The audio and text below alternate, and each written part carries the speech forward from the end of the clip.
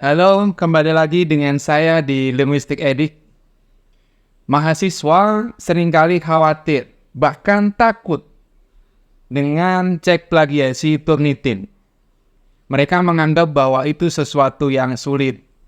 Mereka khawatir bahwa karya tulisnya akan dianggap sebagai sebuah plagiasi. Padahal, itu bukan sesuatu yang sulit atau mudah.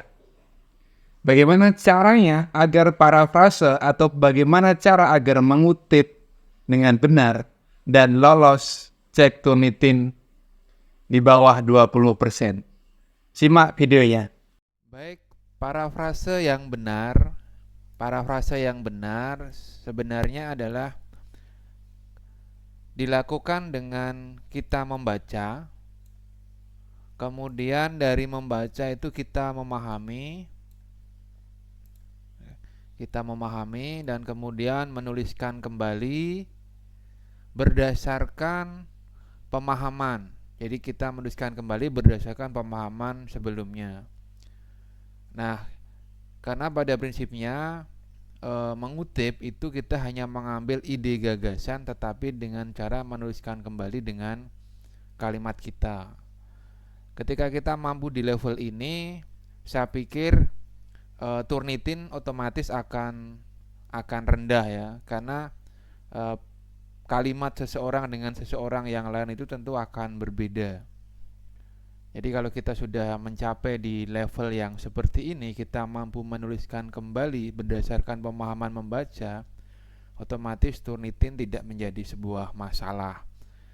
Kekhawatiran akan terdeteksi plagiasi tidak menjadi masalah.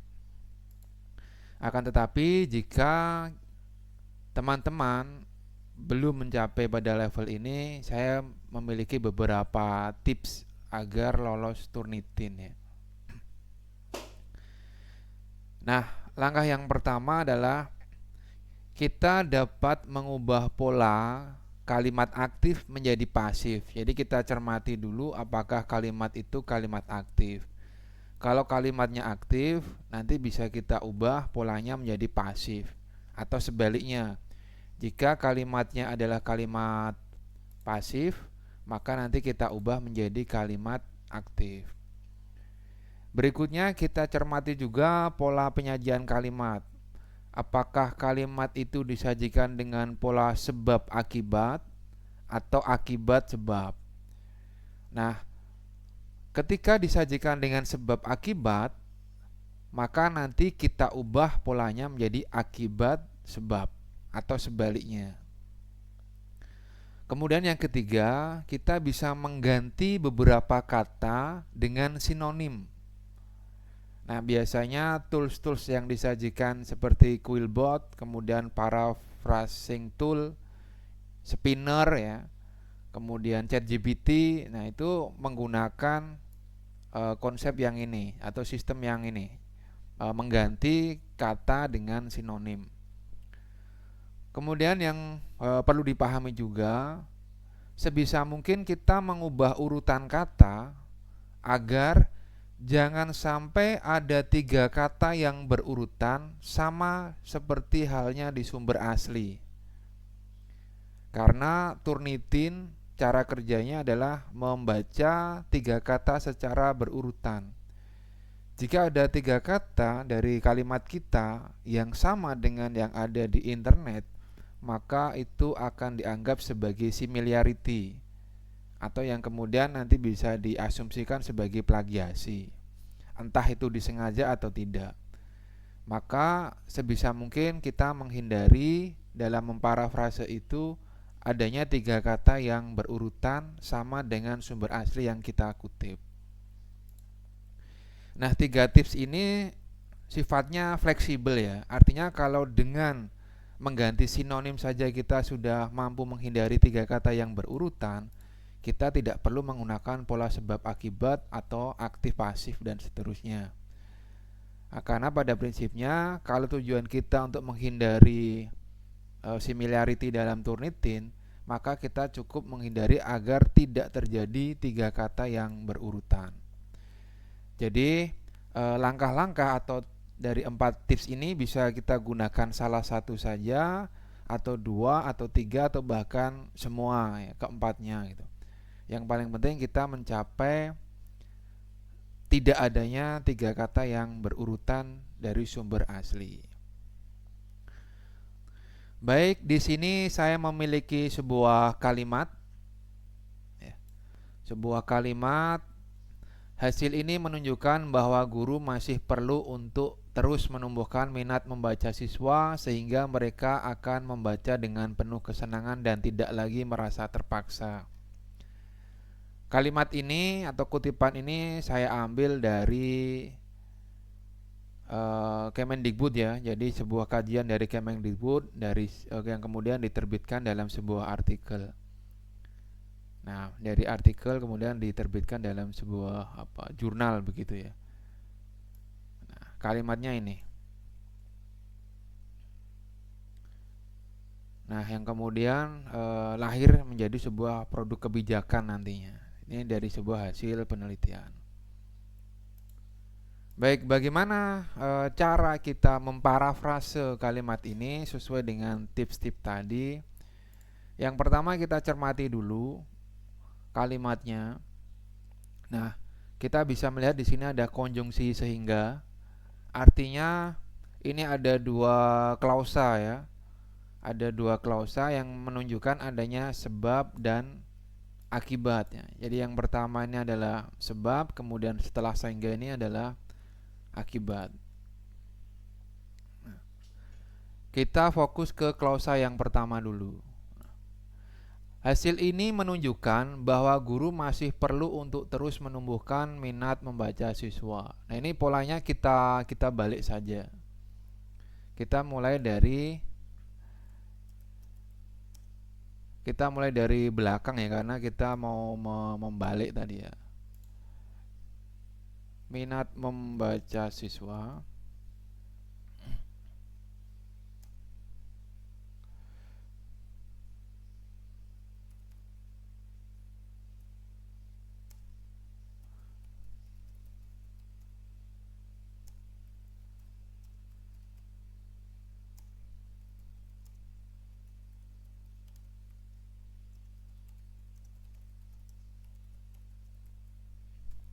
Oke. Kembali lagi kita fokus pada klausa yang pertama dulu. Nah, di sini kita bisa melihat saya membalikkan polanya dari sebab akibat, kemudian saya ubah menjadi akibat sebab, dan juga saya ubah menjadi kalimat pasif ya, karena ini kalimatnya menunjukkan, menumbuhkan, ini adalah kalimat aktif. Minat membaca siswa, nah ini saya letakkan menjadi di depan, kemudian ditumbuhkan, ini berasal dari menumbuhkan tadi, oleh guru jika berdasar hasil kajian tersebut. Nah, kita bisa melihat di sini masih ada 3 kalimat yang berurutan, 3 kata yang berurutan sama dengan kalimat aslinya. Nah, ini kita gunakan sinonim tadi. Misal kita minat, kita ganti dengan motivasi. Motivasi siswa perlu ditumbuhkan oleh guru jika berdasar hasil kajian tersebut. Nah, kemudian kita fokus ke klausa yang kedua. Kita coba parafrase juga.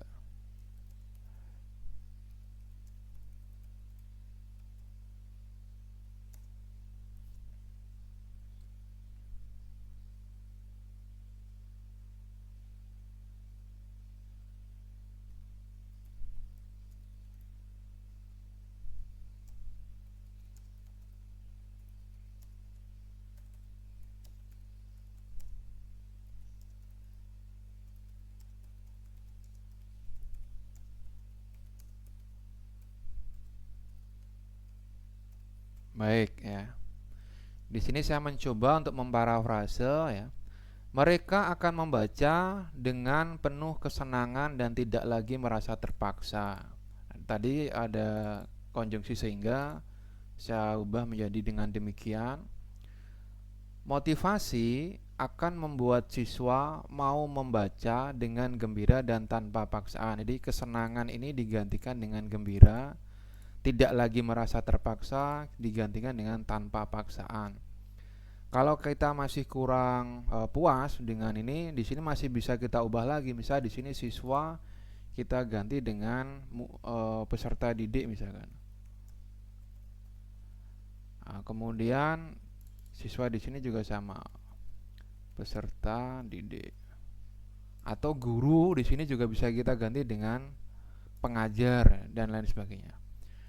Kalau kita cermati dari kalimat asli dan kalimat berikutnya yang setelah kita parafrase, sudah tidak ada lagi 3 kata yang berurutan sama seperti kalimat aslinya.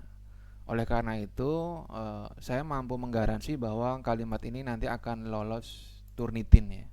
Kalimat yang tadi akan lolos Turnitin. Ini adalah tips atau langkah-langkah bagaimana parafrase ketika kita belum mampu mencapai level membaca, memahami, dan menuliskan kembali. Kita bisa pakai tips itu.